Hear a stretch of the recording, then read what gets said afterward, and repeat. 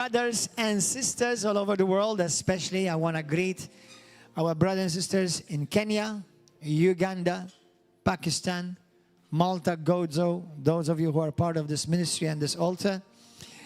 E voglio anche salutare I nostri amici, fratelli, famiglia in Cristo, River of Love in Italia, in Puglia, in Sicilia, a Modena. Vi salutiamo, il Signore vi benedica. Ricordate che YouTube fa la traduzione con I sottotitoli dopo. Ok, hallelujah, let's pray. Let the Holy Spirit. How many of you want to hear from God this morning? Did you come to hear from God? Do you want to hear from God? Yes. Amen. Praise God. So say this with me. Say, Father, speak to me by your Holy Spirit today. Speak through your servant. And let your word become sharp, alive, powerful, creative, transformative in my life. Abba, Father, draw me closer to you like never before. Holy Spirit, I'm ready to receive the word of God. And I believe I will never, never be the same again. In Jesus' glorious and mighty name. Amen. I want you to open to the book of 2 Timothy. 2 Timothy chapter 3. How many of you believe that Jesus Christ is coming soon? Amen. It's the truth. Jesus is coming soon. Hallelujah. Glory to God. Yes, Jesus is coming soon. But when he comes, is he coming for everyone? Yes or no? Whom is he coming for? He's coming. Now, how many of you say Jesus Christ is coming for the church? You're right, but half right.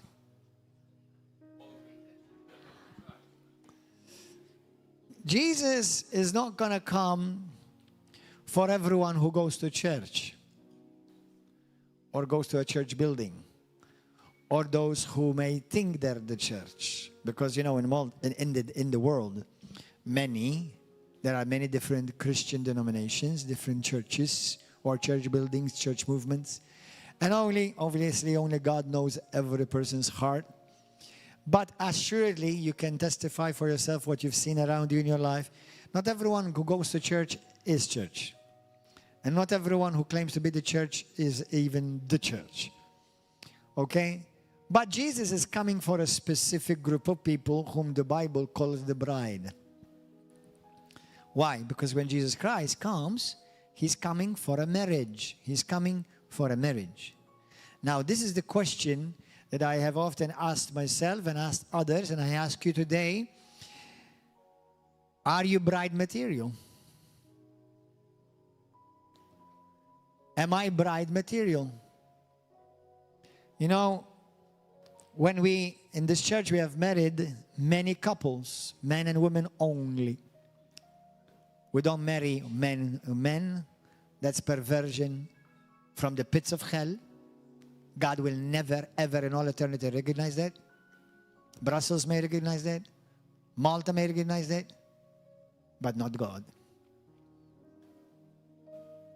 And actually, the marriages that God was involved in are not even every marriage. This makes some people nervous. It's actually only marriages between a child of God and a son of God, a daughter of God, because he's only involved he's only interested to join of the same kind.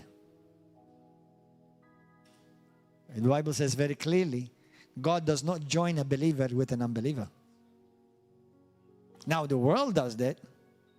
Religious people do that, but not God Almighty. Because he very clearly says, how can light be joined with darkness? It's not hard. It's impossible. But anyway, the reason I say this, because we as Christians, we are called to become the bride. You see, you become a church the moment you become born again, genuinely. But then there's a process of growth and maturity for you and I to become the bride Amen? You see, when we marry couples here, we encourage them to go through certain sessions of training, premarital training. In this church, like some other churches I know, they prepare them with doing certain courses, and all of that is to prepare you to be the bride, to be the husband. So, amen? Some did not make it until marriage. They found out they were not for each other, or they did not want the marriage. I've had people who love God. They said, no, I don't want this thing. It's better to do that before. Afterwards, too late. Amen? So practically, Jesus is coming for the bride who has made, the Bible says, herself ready. Doesn't the Bible say that? The bride, the church, has made herself ready. And how do we become ready? What kind of bride is Jesus Christ looking for?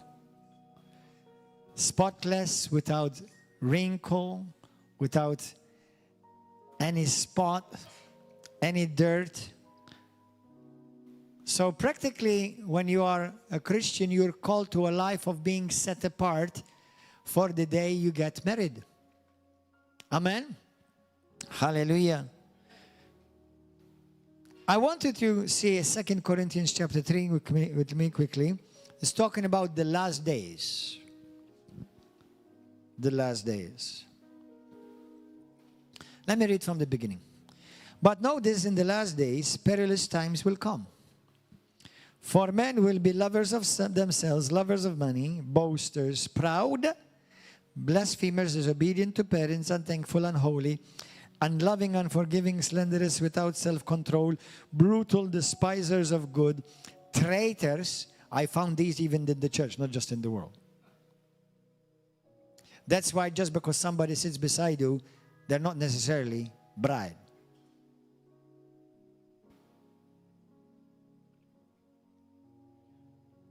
They're headstrong. I found this in the church too. People who want to do what they want. And some even will come out with a dumb excuse, God told me. Well, can you back it up with the Bible? So these realities are even realities in your day and my day, okay? It's not like some far-fetched future or far-fetched past. It's even now. And sometimes it's the least people you expect to come up with some dumb excuses. It's like, what happened to her? What the heck happened to him? You keep your eyes on Jesus. Tell your neighbor, keep your eyes on Jesus. Well, God told me. Are you sure? As far as I'm concerned, God is not in the destroying of churches. He's in the building of them. So whatever is that you're contributing to the destruction of the body of Christ, let me tell you something. You're inspired by hell. Even if you have a nice smile on your face.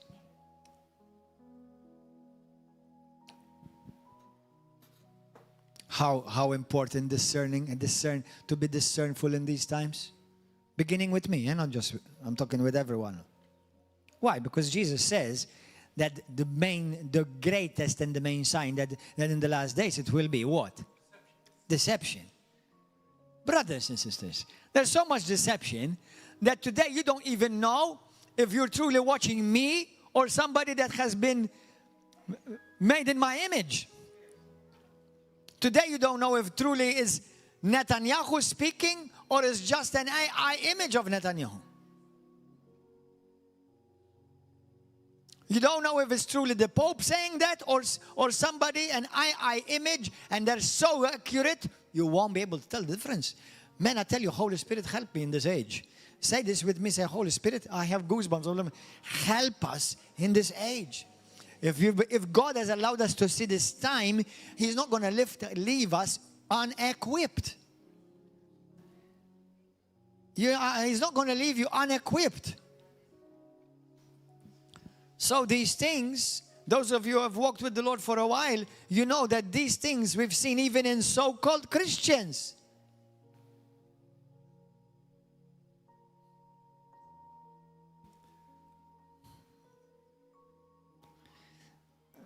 They're headstrong. haughty, prideful.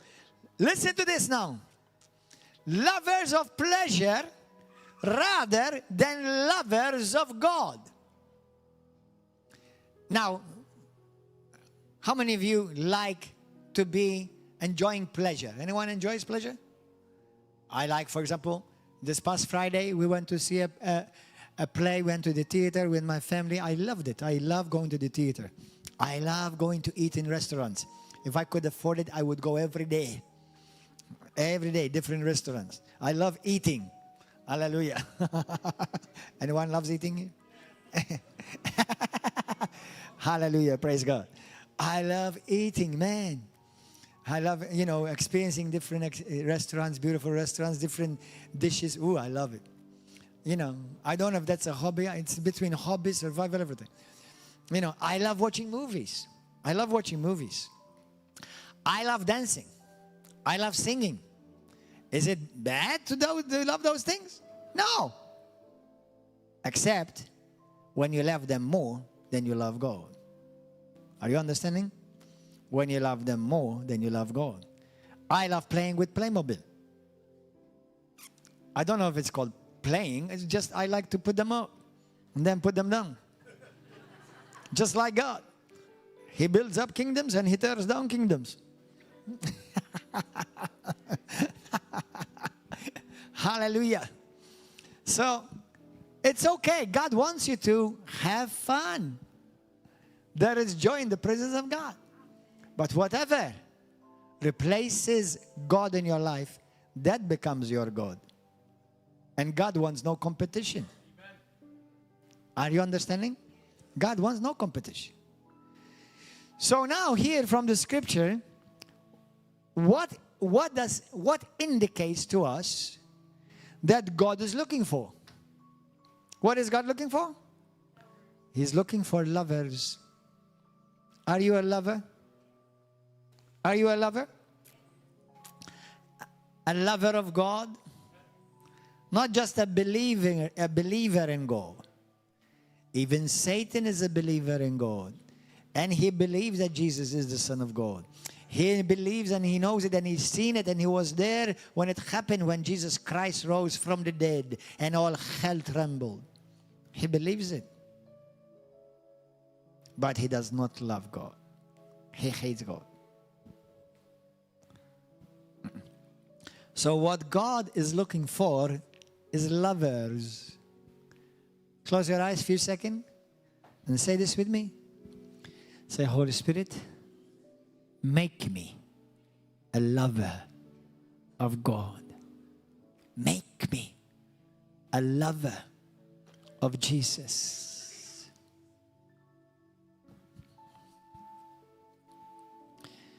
How do I know that I love God?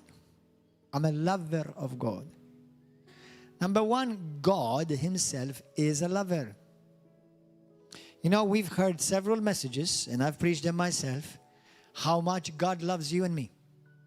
You know that God loves you? Don't just believe it, know it. God loves you passionately, incredibly. God, the Father, Jesus Christ, the Holy Spirit, loves you passionately. Amen? If you don't believe it, look at the cross. That's a sign, the ultimate sign of love. Many people like God. Some believe God. But even few are lovers of God. So what God is looking for is lovers. Lovers. You don't want to be married to somebody who just believes in you. You don't want to be married to somebody who just likes you. You get married to somebody who is passionately in love with you. Do you understand? I love everybody, but I only loved passionately one woman to be with her for the rest of my life. And she did the same. And I'm not talking about gooey love. I'm not talking about butterflies. Because true love is not made of butterflies. is made of wood, nails. That's true love. We all love butterflies. I love butterflies. But butterflies fly away.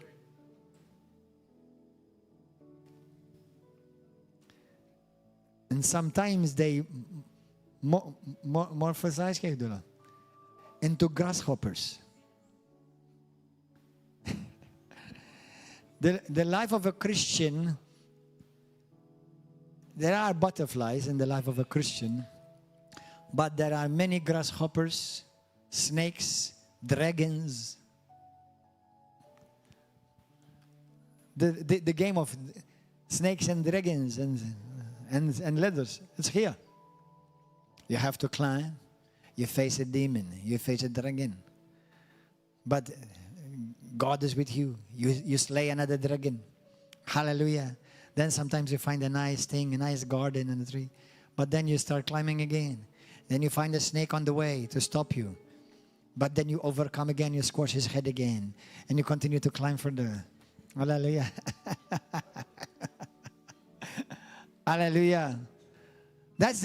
But how do you know if you love if you don't get tested? Everybody can say to you, I love you, brother. Yeah, you're still going to find out if you do.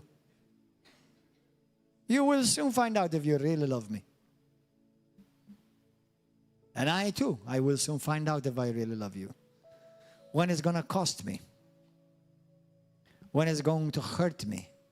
When it's going to stir pain within me.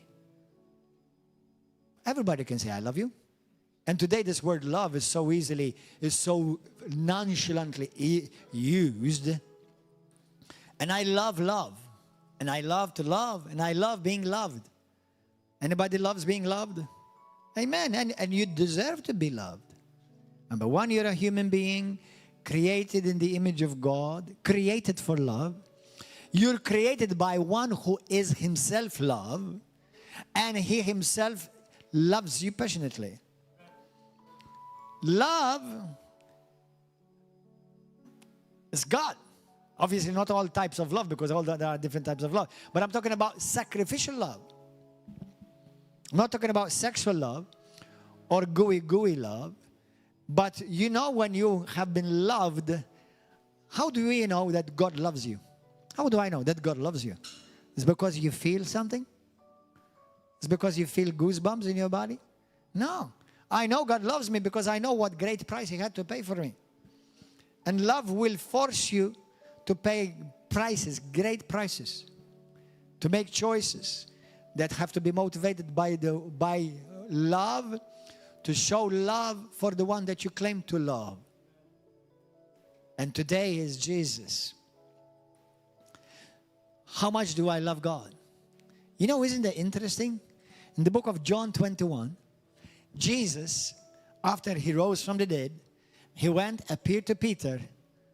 And what did He ask him? He didn't ask him, Peter, I'm going to leave you these commandments, and please make sure you do them and tell the church to do them. No. He didn't say, Peter, I'm going to build a great church and a great kingdom, and I want you to be a leader in it. No.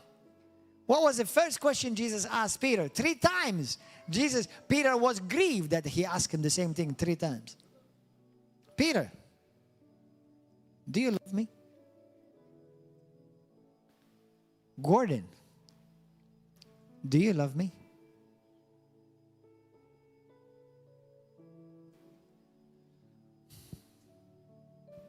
Are you sure you love me? There's going to come a time where you're going to question whether you love me. You are going to have to make some serious decisions that unless you really love me, you won't pass it. You won't be able to make it unless you truly love me. You will choose other people over me. You will choose circumstances over me. You will choose the mark of the beast over me. You will choose money over me. You will choose women over me. You will choose friends over me. You will make choices, and they will always be determined whether you truly love me or not. You will be persecuted, insulted, and falsely accused. Because you love me. Are you sure you love me?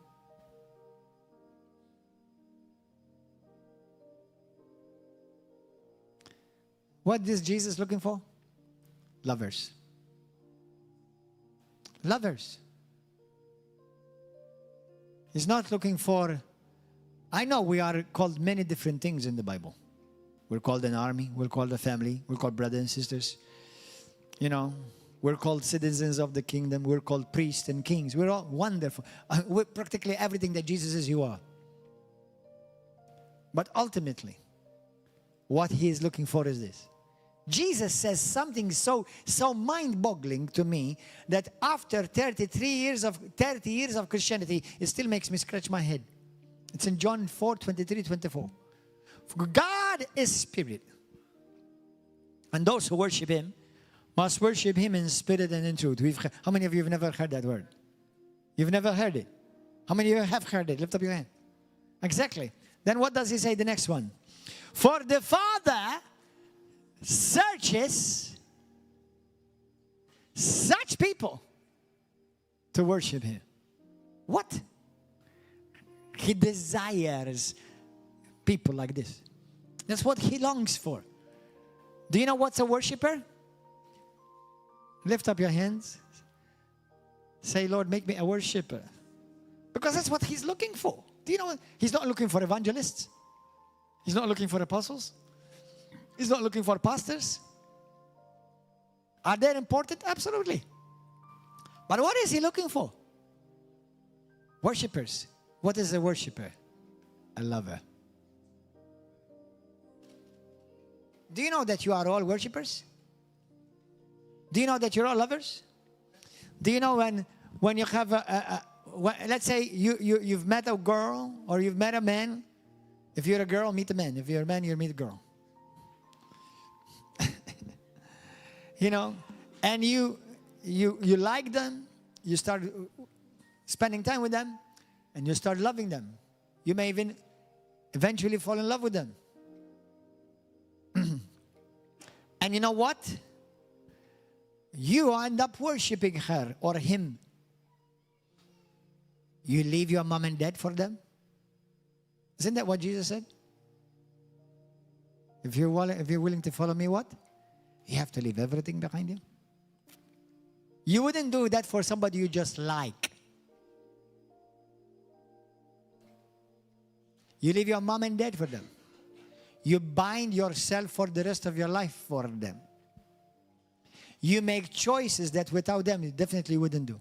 Or you wouldn't do for anybody else. But for them you do it. Isn't that exactly like Jesus? You and I have to make choices that you wouldn't make them for anybody else. But for Jesus I will make it. Jesus says in the book of Ephesians chapter 5, Jesus speaks through Paul how the church becoming the bride is actually and is resembled between a husband and wife, which Paul calls a great mystery. And Jesus is waiting for you and for me to become that. That's why many Christians stop following Jesus. Because they like Jesus, they fancy Jesus, they love the music, but then when you make choices that are going to cost you, they abandon Jesus. Because they never loved Jesus. And Jesus is looking for a lover, for lovers, to make decisions that you wouldn't make them for anybody else. But for him, you will make it. Every day you are faced with decisions. Every week, every year, every season of your life. And every decision is motivated by, because I love you, Lord. Isn't that amazing that when Jesus spoke to Peter, he didn't say, Peter, you're such a great man of God, you've been with me. Even though you've messed up, but you stood around. No. If Jesus had to ask you, if me and you today, God would ask you today, Gordon, Joseph, Nabila, Mariella, Mario. Do you love me? Jesus is saying that to you. Do you love me? Are your actions reflecting your love? Are your decisions every day reflecting your love? Are your words you speak reflecting your love? Everybody say with me, Jesus is looking for lovers.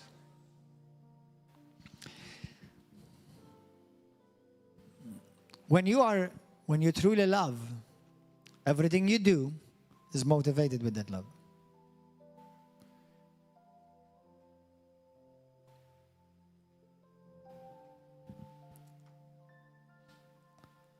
I show my love for God daily, in practical ways, in decisions I take, in choices I make, in places I go, in people I meet.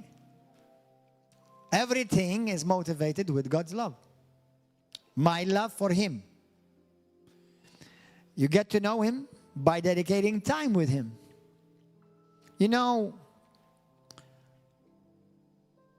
the relationship between God and the church, to the bride, is supposed to represent, is similar to between a man and a woman, husband and wife. You know, we as a family, we love to spend time with each other, thank God. But sometimes we need just me and my wife time.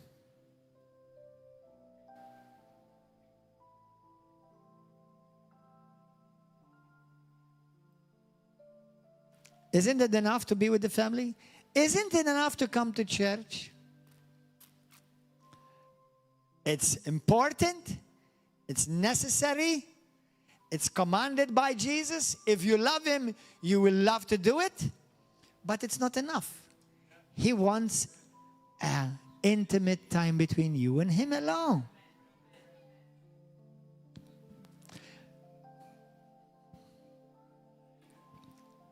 Do you know that if you don't spend a long time with Him alone, with Jesus, your walk with Jesus will become very heavy, annoying, and a burden.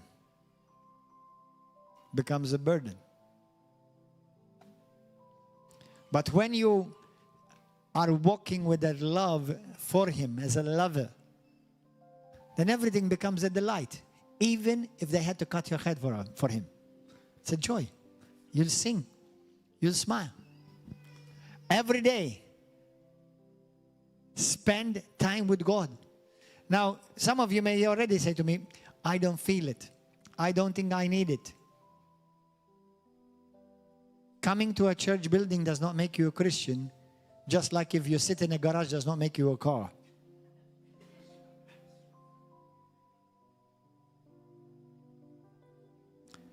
Some may have already lost their love for God. Ask the Holy Spirit to revive you today. Holy Spirit, please revive my love for Him. I want to be in love with you, Jesus, again. Let me go to book of Revelations, a scripture which you know. Me and you know the scripture. Many of us know it by heart. Revelations chapter 2. How am I going to grow in love? It's like a diet. How am I going to live healthy physically? By choosing to eat healthy food. Now, if you live on junk food, are you surprised when your cholesterol is high? Your pants no longer can be locked and zipped up? Are you shocked? No, you shouldn't be shocked. It's because you have not been feeding yourself the right food. And do you know what the rule and the law is? What you feed upon is what you hunger after. Remember that. What you feed upon is what you hunger after. Do you know you have to be careful what you watch even? For example, there are certain movies that you may have enjoyed in the past. But if you notice and ask yourself, would Jesus enjoy this movie?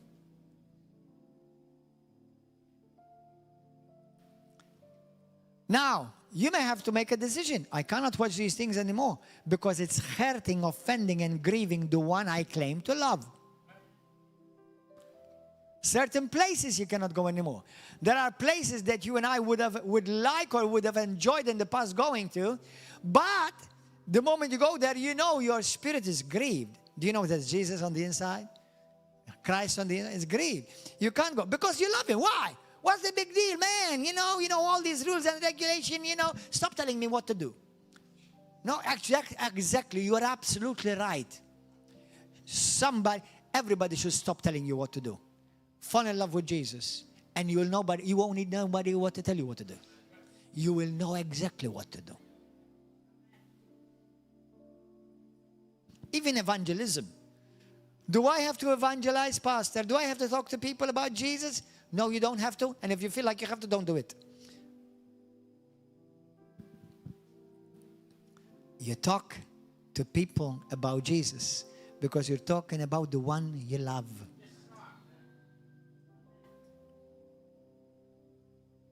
Everything is it can become a system and a formula, and now there is no breath of God in it anymore. When somebody truly loves somebody. Now I know in the world sometimes we use the terminology of being in love with. And maybe some men may find it hard to imagine I as a man falling in love with another man, Jesus Christ. I did one day I did that, by the way. I was in America, I was with a group of people, and they were all not Christians yet, because I used to be a ballet dancer. So when I met Jesus, I fell in love with him. And I used to evangelize as if I'm talking about my lover, because he's supposed to be my lover, actually. And I remember we were in a Chinese buffet restaurant, and I love going to buffets. Hallelujah. Thank you, Lord. Chinese buffet or Indian buffet or Pakistani buffet or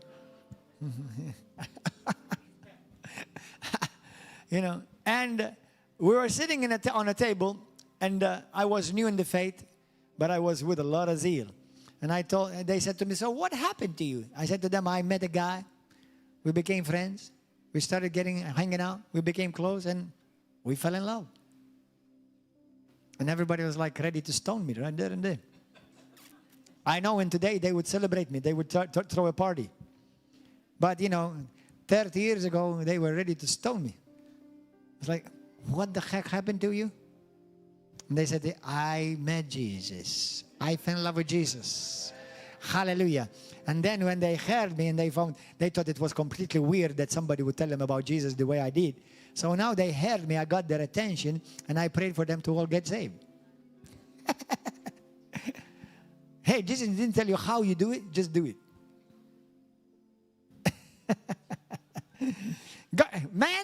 Listen, boys and girls, go and win a bunch of souls by starting this conversation.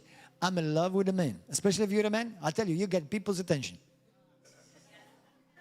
This is Gordon's way, Gordon's textbook and training for evangelism. You start like this. I'm in love with a man. And somebody's going to cut this part of the video and they're going to say, now you see, he said it himself.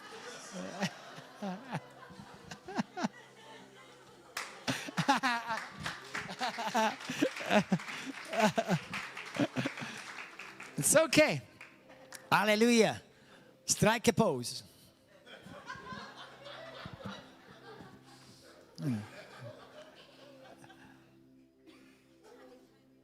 Yeah, I'm telling you, every one of you men, go this week.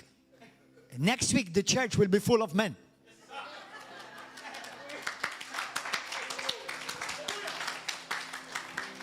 It's okay. Don't worry. No, don't worry about what kind of men. Jesus still loves them. He died for them too. Amen. Try it. I hope nobody come with a big glasses afterwards, because you got a black eye anyway. No. But seriously, use it. Brother Carl, this week you're going to go to your job. Tell him I'm in love with the man. Come and tell us and report the reaction after that. Hallelujah. Praise God. Go to the book of Revelation, chapter 2.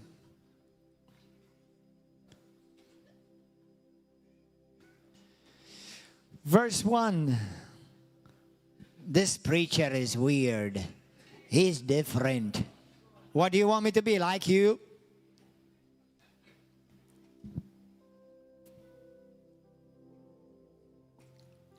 Verse 1. To the angel of the church of Ephesus write, these things say he who holds the 7 stars in his right hand, who walks in the midst of the 7 golden lampstands. I know your works, your labor, your patience, and that you cannot bear those who are evil. And you have tested those who say they are apostles and are not, and have found them liars. And you have persevered and have patience and have labored for my name's sake and have not become weary. Man, this is a glorious church, right? But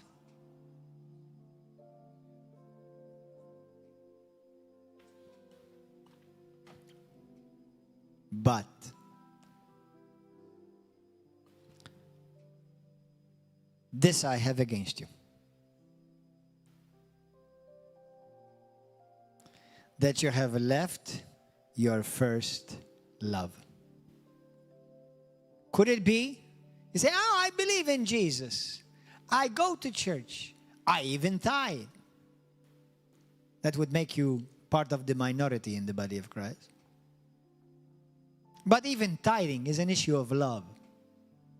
You give your best to the one you love, not what's left over. Let's settle the doctrine of tithing. If Jesus is first in your love, and you really love him, you always give him the best. That's it. That's the tithe doctrine. Settled. The first and the best. Verse 4. Nevertheless, this I have against you, that you have left your first love. How can somebody still do so many good things? Hey, and I have to be careful just as much as you, if not more than you. Many of you have a 7 to 5 job. You go home and you relax. My job is from the moment I wake up till the moment I go to sleep. And believe me, there's a lot of work. Thank God for you who help in this ministry. There's a lot of work. And it's expanding. And more churches are adding. There's a lot of work. Thank God. Thank God for his grace. Don't feel sorry for me. Don't waste your time. Just pray for me.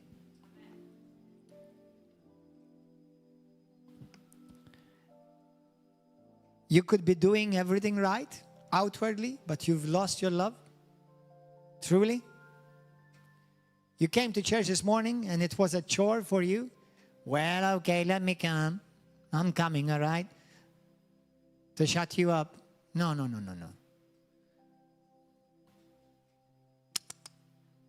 Everything must be motivated by love. Not by feeling love, because many people confuse this. By love. It's sacrificial love, not feeling love. Do you know in 1 Corinthians chapter 13, everybody knows about the chapter 13, right? It tells you what love is. Love is what? Patient. Love is kind. What else? Love is not jealous. Love is not easily angered. Love does not hold a record of wrong. Do you know all the love is? Not one of them is a feeling. It's a choice. I choose to do because I love. I choose to say because I love. Do I feel it? No. As a matter of fact, I do many things for God I don't feel. As a matter of fact, I do many things for God I feel the opposite. Do you think I always feel I want to preach? Let's get something real. I don't always feel I want to preach. This week, me and my wife were talking, they said, we hardly ever get a Saturday off. The only time that I don't preach in this church is when I'm preaching in some other church overseas. Me and my wife, we haven't had a Saturday night off where we go, let's go and see a movie, just me and you. Let's go for a day, just me and you. What? Because do I always do it because I like it? No. At least about 5 of 10 times I don't like it. I don't feel it. Do I always forgive because I feel it? No. Do I always do what I'm supposed to do because I feel it? No. Many times I feel the opposite. This morning I would have loved to remain asleep hugging my pillow. And I would have woken up by the time the service is over. But I woke up spending time with God, praying, washing. And washing and praying at the same time, so I won't miss anything. But I came, why? Because I love you? Yes, but you're not the issue. My love for you is because I first love Him. That's it, done. Sometimes here it's full, sometimes it's empty, sometimes it's half full, sometimes it's half empty, sometimes it's packed, sometimes it's just 20 people. So listen, I'm not doing it for the number of people. Do you understand? You have the privilege of saying, well, let's remain asleep today. We'll go next week. Oh, man, I would love to have that.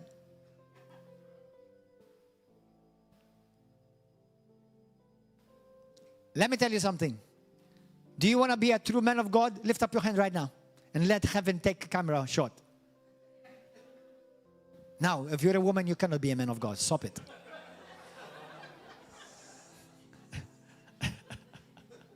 How many of you want to be a true man of God? Lift up your hand. How many of you want to be a true woman of God? Lift up your hand. Man, make sure you did not lift up your hand in the second one.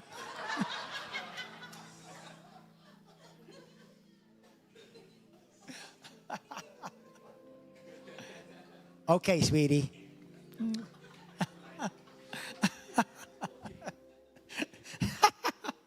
Hallelujah. I got you now. I rebuke confusion in Jesus' name. Hallelujah. Do you want to be a true man of God? Talk to me. Listen to me. I want every one of you look at me right now. Do you want to be a true woman of God? Yes. Whatever you do it motivated for the one who really loved you, laid down his very life for you, was butchered on the cross for you, and you do it out of covenant love. I love you, Lord, no matter what. I love you even if I'm the only one. I love you even if I'm the first one and the last one. I'm going to do this for you, Lord. I don't feel it. You have to love your brother and your sister if you don't feel it. You have to love your husband and your wife that you've just argued with, even if you don't feel it. I walk in covenant love. My love is patient.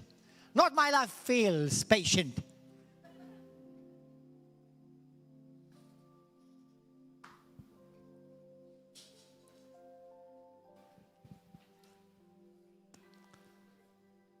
I don't always feel kind. Sometimes I want to shoot you. Sometimes there are people that I want to beat the hell out of them. Anybody has felt the same? Normal that you feel that. But the Spirit of God inside of you motivates you to walk in love. To do the right thing. Because you love Him. Because you may hurt your brother.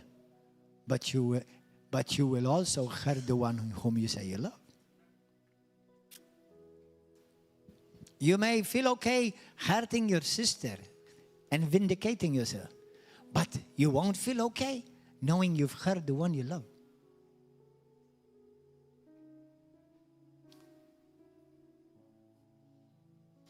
I'm going to say something, and I mean it exactly the way I'm going to say it.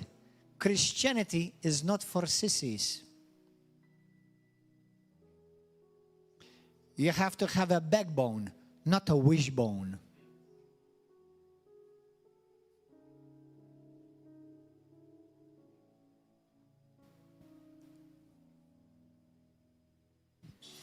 Hallelujah. Now, Revelation chapter 2. Remember, therefore, from where you have fallen. Do you see to God? Not being in love with Him, not loving Him anymore. To Him is like, I've fallen. I'm fallen. I fall. Fallen from what? Fallen into adultery? Not necessarily. Fallen into pornography? Not necessarily. Fallen into lying and cheating? Not necessarily. Just no longer. Your heart burns with love for Him. You have fallen.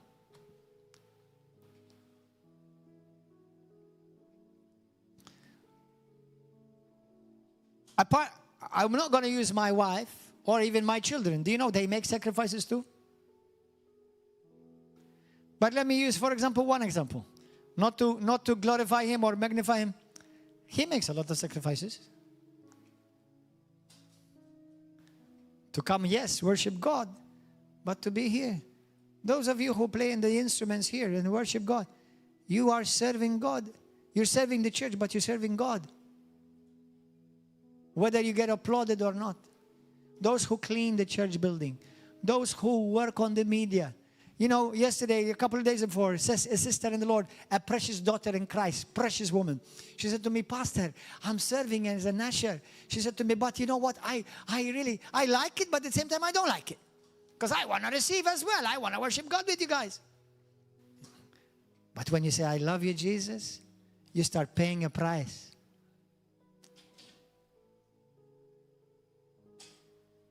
People in the media, oh, Pastor, I want to help in the media, but I prefer to be there worshiping you and receiving the word. Yeah, I understand. Even I prefer to receive the word. Just be sitting down and just receive. I'm going to go to a conference. I'm going to go, I'm going to go and receive there. Because even your pastor needs to receive.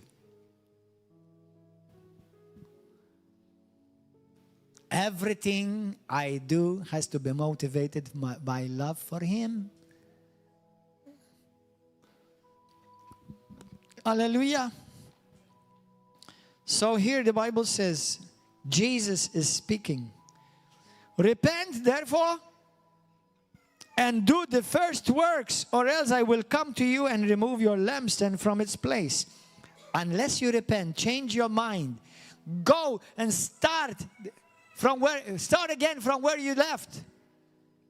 Brothers and sisters, we are called the river of love. River of love. We've been loved, but we're also love God. And sometimes God will call you to love people that you don't feel love. I know. Please. I know some people tell me, man, it's like you're without feeling. Oh man, I wish how true that is. How I wish that is so true. I've learned, and I'm still learning to walk by faith, but I do have feelings, but you don't want to know them. Feelings are corrupt. They come from self. Walking by love comes from God.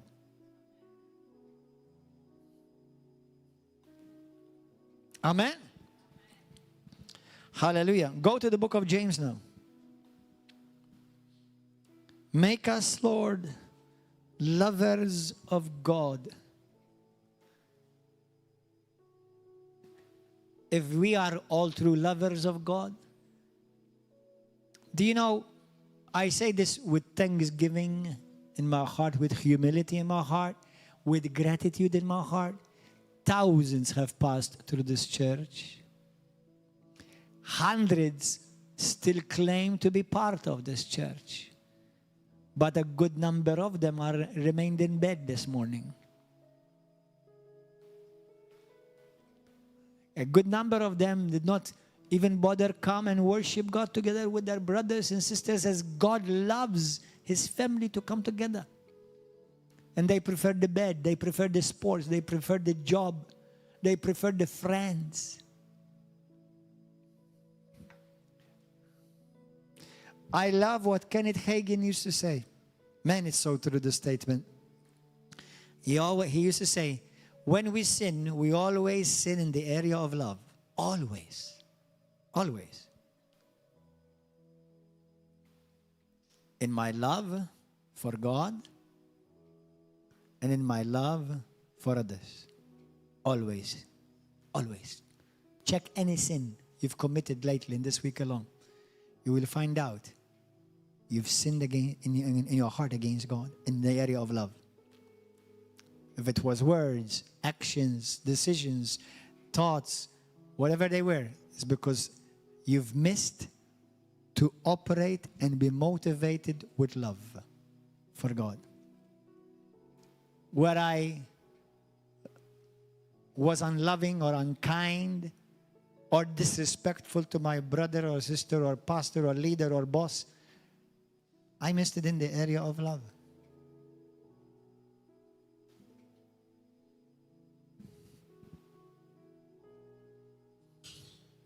Hallelujah. What does the Bible says in the book of Matthew chapter 24 from verse 9 to about 13? What will grow cold in the last days? The love will grow cold. Have you seen Christians in your life? Don't condemn them, just pray for them. That their love grew cold toward you. Have you seen a brother or sister that you walk together one day? Could be yourself. Could be me. But my love grew cold towards them because of offense or disagreement or something bad. I often check my spirit, actually my heart, every day. Every day. Because I believe I have a statement that please take it and make it the 11th commandment in your life. No matter what you go through, your heart will be tested. Remember that. Remember this, it's a 11th commandment created by Gordon John Manchè. Don't worry about it. No matter what you go through, your heart will be tested. So this week I was thinking about somebody that they were rude to me, ugly, cruel. And I could add the adjectives. And I thought to myself, some people make it difficult to walk together with them. But I want to check my heart. If I see them, or I saw them, or I meet them, how am I going to feel in my heart towards them? And I honestly, before God Almighty, I'm not lying to you. I did not feel any hate towards them. I did not feel any resentment against them. Yes, they've hurt me. Okay? But I started praying for them from my heart. The Bible talks in the book of Romans chapter 12 that as far as it depends on you, you always walk in peace. Always be the peacemaker. If you are a woman of God, if you're a man of God, you always be the peacemaker. But there are going to be people that they don't want peace. They don't want to walk with you anymore. It doesn't matter how much you try to convince them. They're set, done. That's going to be a test for you. It's going to be a test for your heart. How am I going to look at them? Especially in Malta. It's a small country. It's very likely sooner or later you're going to run into their life. How are we going to do that? No. I told my brothers and sisters, we go to Gozo. I told them, if we meet somebody, if you ever meet somebody, how are you going to act with them? You have to act in love. Whom are you supposed to imitate? Come on, tell me. I thought you're going to imitate me. How would Jesus act? We forget that the people that actually we've had a clash with, Jesus loves them too. Now that's tough. We think that our enemies are God's enemies. Sometimes it's true. Sometimes it's true. But what about the one who you see or claim to be your enemy is a daughter or a son of God as well, and they love Jesus? At least they say they love Jesus, at least. How are you going to do it? And your heart right there and then will be tested.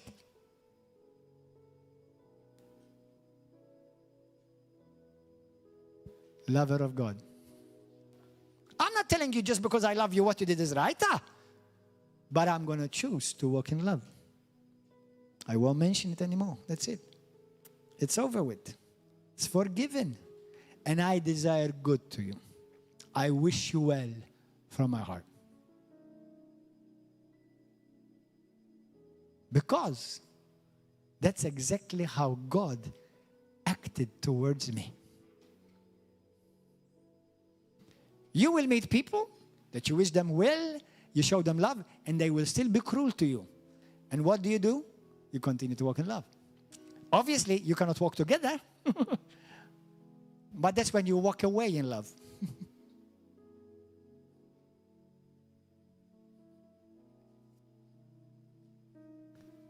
But you wish them well. You bless them. And like Jesus says, if your enemy is hungry, feed him. If he is thirsty, give him to drink.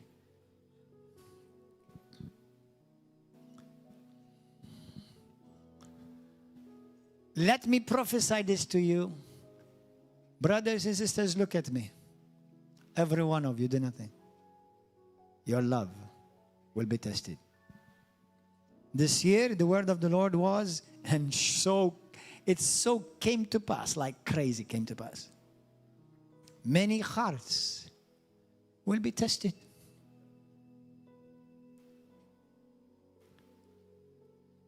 Is not the test over? It will be the test will be over for today, but it will begin over again in the morning tomorrow.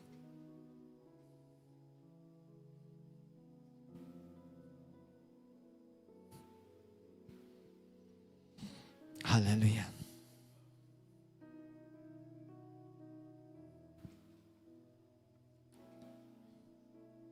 Jesus, you're the sweetest name of all. Jesus, you always lift me when I fall. Jesus, you pick me up each time I fall. Jesus, you're the sweetest name of all. Yes, Lord. James 4.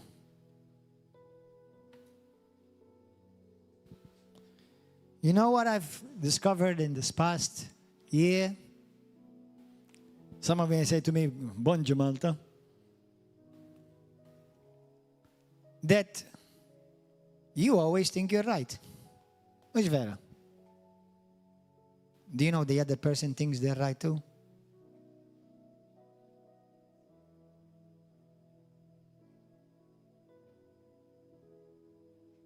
Now we have a problem. Because if I think I'm right, and she thinks she's right, and he thinks he's right, who is right? Do you know who's right? Are you ready? The one who walks in love.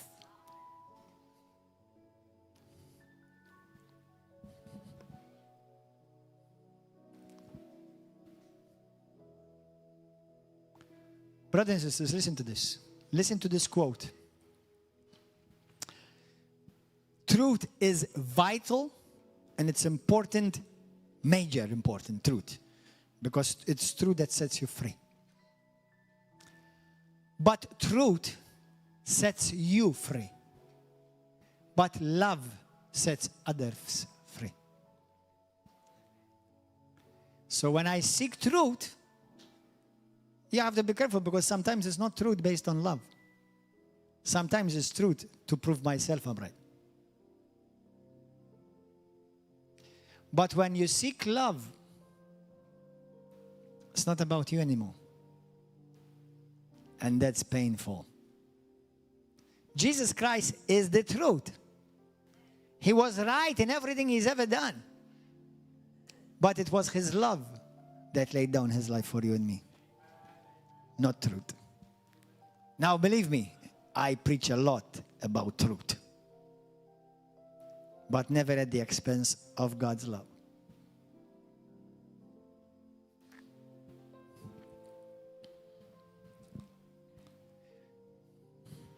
James 4. Listen to this.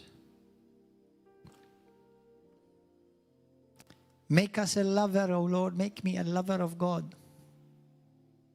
Make me a lover of God. If you think I'm messed up, you're right. If you think I sinned, you're right. If you think I'm off, you may be right too.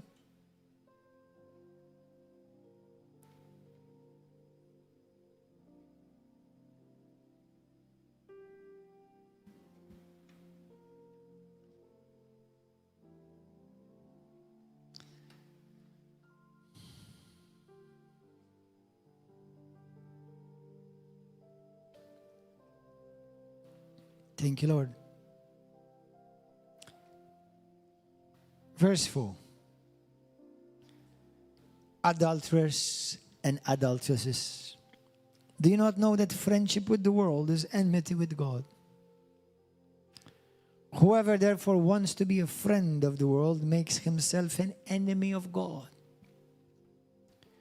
Do you think that the scripture says in vain, the Spirit who dwells in us yearns jealously? What? He's jealous for you. He doesn't want to compete with anybody or anything. When I used to travel in the States, in America, I remember I was driving back home. I think I had gone to Minnesota preaching, and I had driven 14 hours back home. And as soon as I'm pulling up into the driveway in Oklahoma, in Tulsa, Oklahoma, I heard the Spirit of God say to me, son, will I ever have to compete with your love?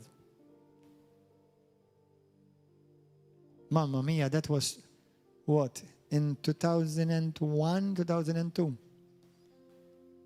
Almost 30 years later, guys. The competition for God's love has increased drastically. There were no mobiles back then. Did you know that? There was no TikTok, Facebook, YouTube, none of that back then. All of this exploded in the last 20 years. Look how much competition there is.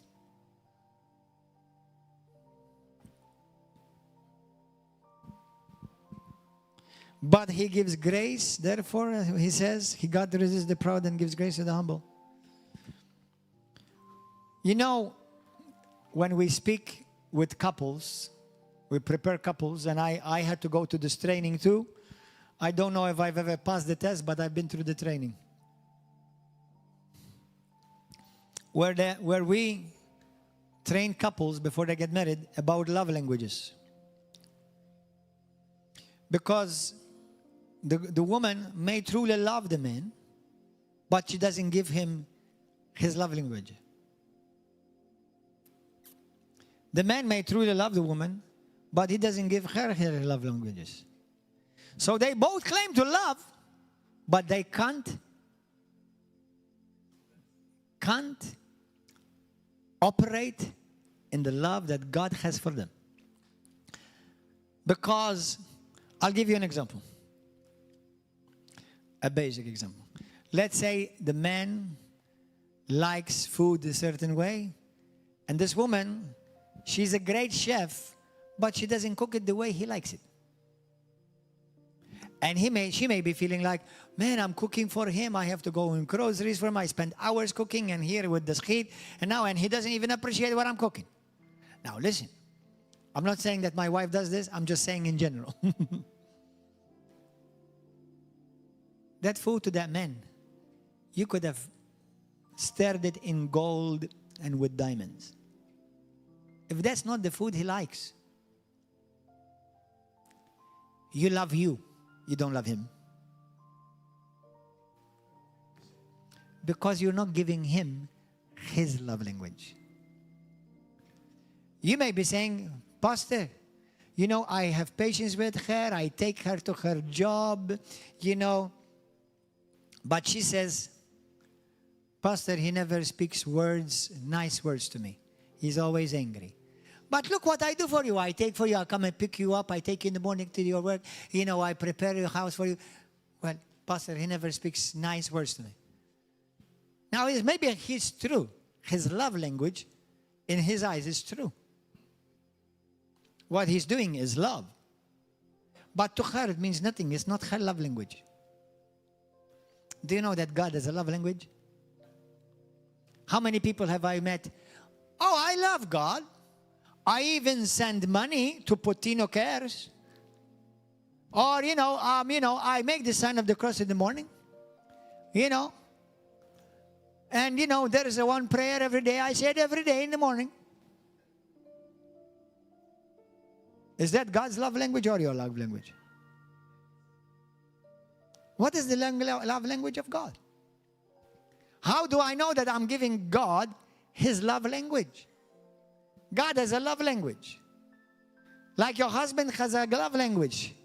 Like your wife has a love language. And you have to learn what to give each other the love language that one desires or needs. Do you know that God desires something from you? We know in John 4:24 very clearly He desires worshipers. How much time do you spend time worshiping Him every day? Thanking Him, praising Him. Do you know there are Christians, they come to church after the worship service is over. They come for the message. Oh, Pastor, because I really like the word. I don't like that music stuff. It's not that music stuff. That's a time where you come and worship God. You're actually giving Him something. You're giving Him adoration, words of endearment, words of love.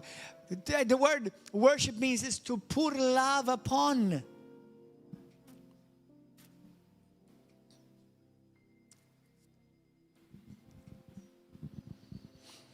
Hallelujah. Thank you, Lord. What is God's love language? Do you know Jesus, the first commandment of Jesus, when He was asked in Mark 12:30, what is the greatest commandment? What is the first and foremost commandment?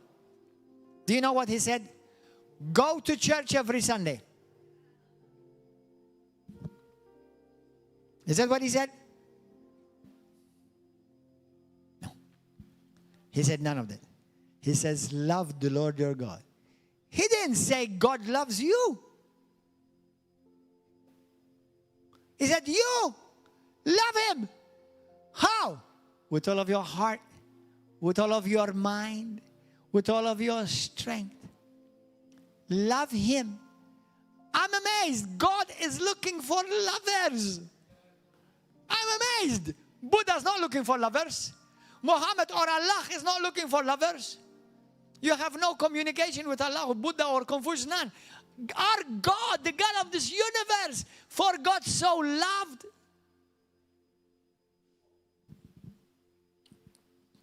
Mamma mia. He's looking for, do you love Him? Josephine, Tanya, Rita, Susan. I'm mentioning women's names. Mariella, Romina, Rona, Samira. I'm trying to remember all the names of women. Do you love me? Charlene, do you love me? Jesus is saying this to you. Shama, Saima, do you love me? That's what Jesus is saying to you. Joseph, Mario, Lawrence, Martin, Shalom, Joshua, Josiah, Micaias, Edwin, do you love me? Evan, do you love me? Anthony, do you love me? Carl, do you love me? Paul, Pablito, ¿me amas tú?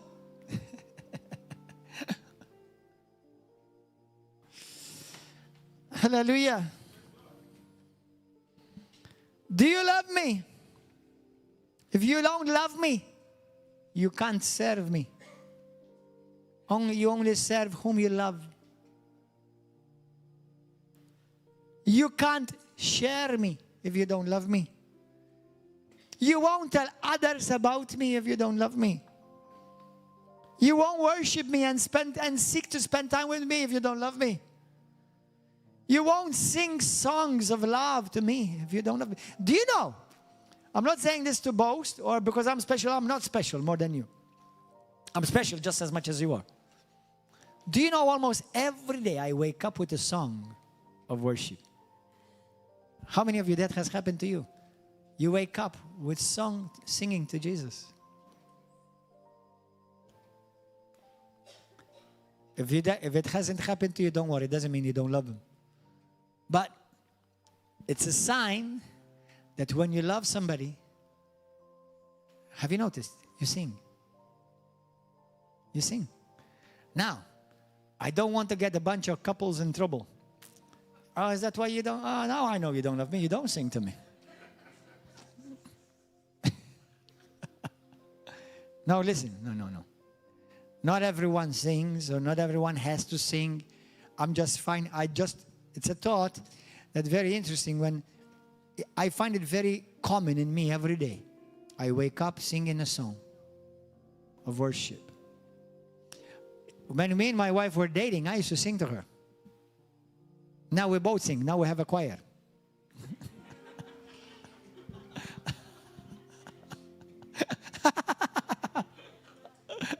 Hallelujah. And we sing some beautiful operas. Hallelujah. Thank you, Lord. We serve a lover. I'm going to close with this. I love God because I love what He loves. And I hate what He hates. What does He love? He loves people. He loves the people you hate. And I hope you don't hate them. I understand there are some people that are difficult. But some may look at you being the difficult one. We always think about others being difficult, others being wrong. Sometimes you're wrong. You're the difficult one sometimes. And you send them this message.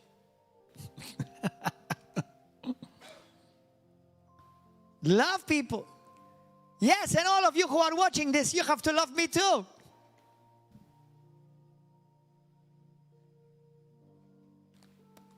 Yeah, and I love you too. I hate nobody.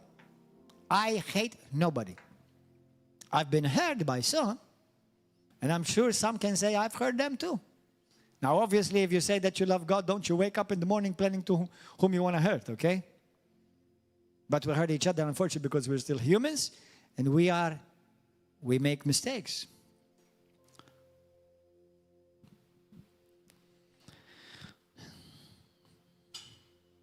Love people, because God loves people. And you have to love those who hate you or don't like you. Love to worship Him. Pour your love upon Him. My most favorite song in 30 years of Christianity is To Pour My Love Upon Him, it's called. We'll sing it today. I used to spend hours in my room in Tulsa, Oklahoma, on my knees, worshiping God with this song.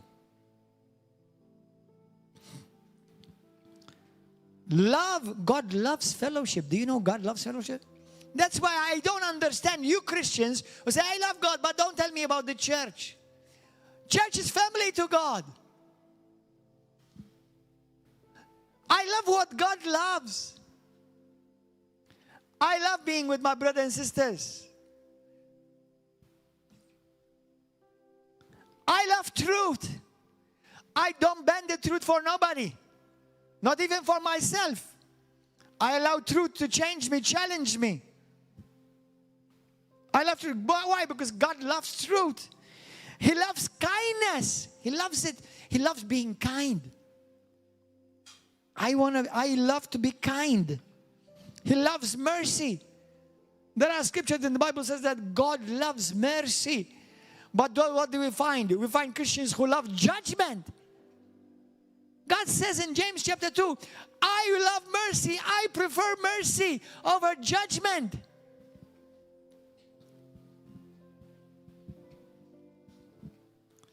God loves righteousness. Not like the world that we live in, full of wickedness, and they make it law. God loves what is right. He's pure. But we must be pure. Blessed are those who are what? Pure in spirit, pure in their heart, for they shall see God. I love what is pure. I love justice, not judgment. Justice, that means fairness. I love fairness, not judgment. I don't enjoy it when I see somebody gets what they deserve. You didn't get what you deserve. Finally, she got what they deserved. I know, sometime inside of us we say,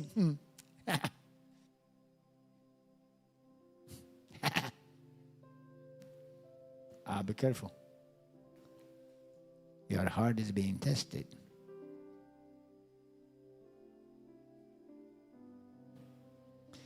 It's inevitable.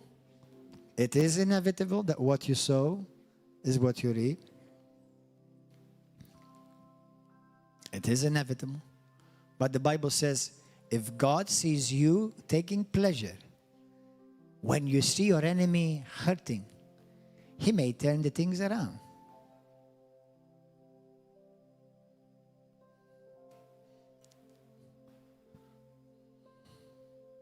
Do you know that you and me have nothing to boast about? We're not loved because we were lovable. You loved not because you were lovable. You were bad. Some wicked, liars, fornicators, adulterers, witches, warlocks, perverse, corrupt to the bone.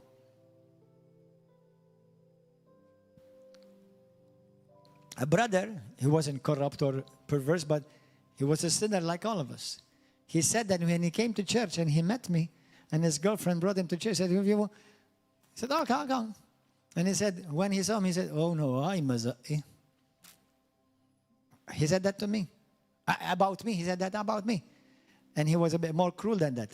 He said, I spoke harsh words over this pastor.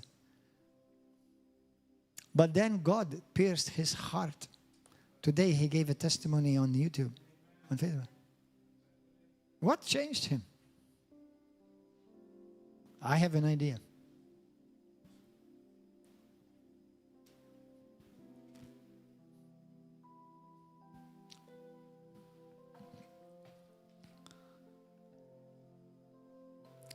Love humility. Love mercy. Love honor. Today the Lord would ask you and me, son, do you love me? Let's bow our heads. The way you love your husband, the way you love your wife, the way you love your children, the way you love your mother, the way you love your father. But pastor, he hurt me. Love him more.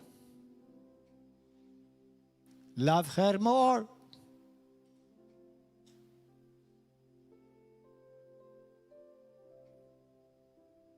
Did I hurt God? Yes. Did he love me less or did he love me more? Now it takes a different perspective, Christianity. It takes a different perspective. That brother who came with a critical attitude, I was humbled by his head. He said when he looked at me here, he said he saw a bright light around me. And I know it didn't come from Gordon. He said he couldn't believe what he was saying. Do you know that when you and I walk in the love of God and the love for God, in the realm of the Spirit, they see a bright light.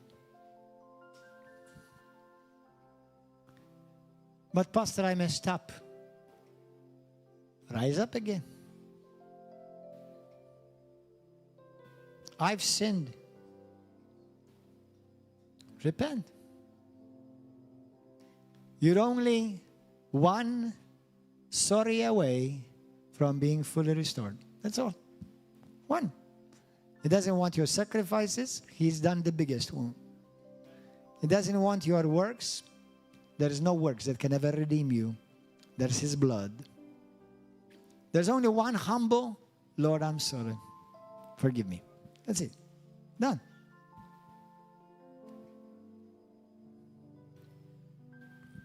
Let's pray.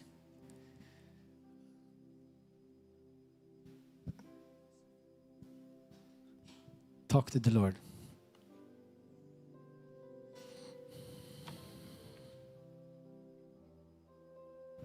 Holy Spirit,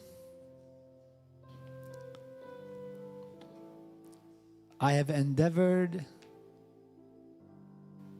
to share your word.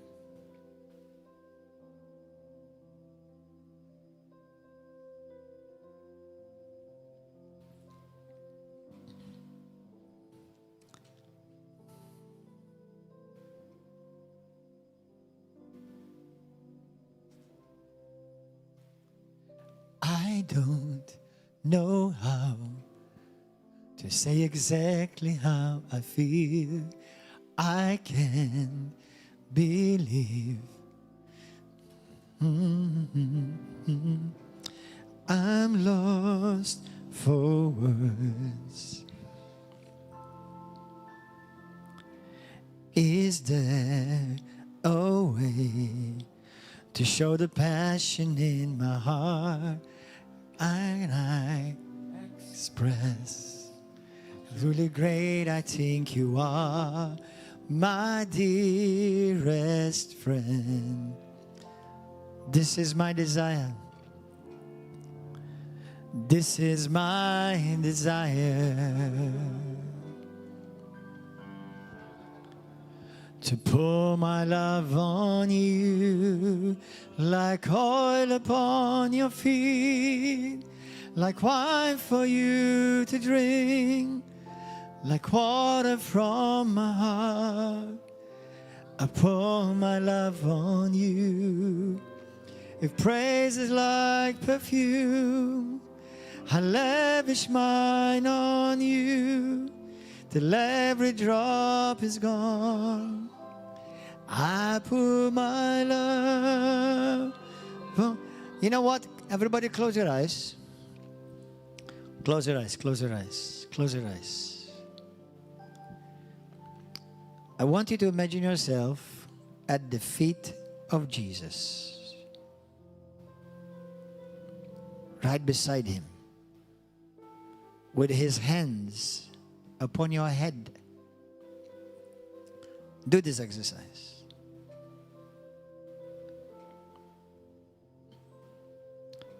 Hallelujah.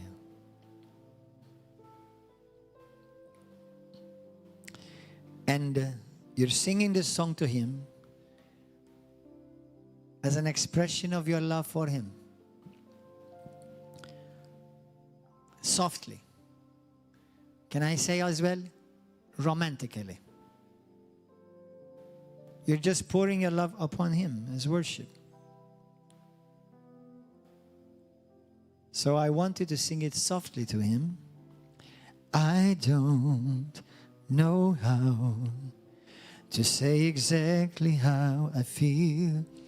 I can't begin to tell you what your love has meant. I'm lost for words. Is there a way to show the passion in my heart? Can I express how truly great I think you are, my dearest friend? Say to Him, Lord, this is my desire. Lord, this is my desire, to pour my love on you. To pour my love on you, like oil upon your feet, like wine for you to drink, like water from my heart. I pour my love on you. If praise is like perfume, I lavish mine on you till every drop is gone. I put my love on you. With head bowed, heads bowed down and eyes closed, put one hand on your heart. You know, if this was your last message that you've heard,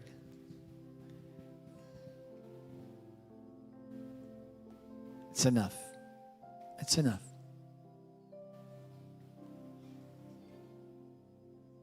Say this prayer with me. Say, Heavenly Father, I thank you for your word. Holy Spirit, let this word become alive in me. Become alive in your church, River of Love, and in all the churches of Christ Jesus, in this nation and all over the world. Holy Spirit, make me a lover of Jesus. Make me a lover of God. Remove every form of hard-headedness, pride, self-righteousness. Remove from me, O God, a stony heart, but give me a heart of flesh and a heart that's ablaze with fire for you in love. Jesus, you are my Lord and my Savior, and you alone I worship. Lord, forgive me what I have failed against you in my walk of love and in the area of loving you and loving you as I love others. Forgive me. Holy Spirit, teach me. Transform me. Help me not to repeat the mistakes of the past. Let this word remain in me. Help me not to forget it. That you're looking for lovers, and I am one of your lovers, Lord. Use me for your glory. Everything I do, everything I say, everywhere I go, let me be motivated with love, genuine love, passionate love, and burning love for you from now on, Lord. In the mighty name of Jesus. Amen. You know that Satan does not understand love? The language of love does not exist in Satanism. Satan only understands hate. And he hates even those who love him. But God loves even those who hate him. Because his language and his essence is love.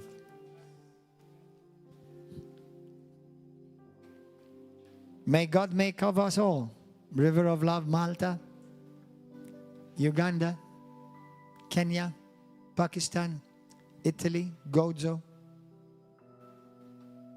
Make us people of love. For real. For real. From now on, in Jesus' name. Hallelujah. I want to ask you, not so that we may get likes or views, although it needs to be viewed, but please, can you share this with your brothers and sisters? On Facebook, on YouTube, or WhatsApp, or whatever other social media you have. Share it with them. Share it with them. Please share it with them. Because I really believe the Holy Spirit is speaking to the church right now. He's speaking to you and to me, but He's speaking to the church. Because everything in the kingdom of God, everything is motivated by love. Anything which is not motivated by love is not of God. Even judgment The judgment of God is motivated by love. But we are not destined for judgment. We have been redeemed and we have escaped judgment. Hallelujah. Amen. Praise God. Well, YouTube viewers, Facebook, TV, God bless you. See you next week here. Share this message. Like if you can.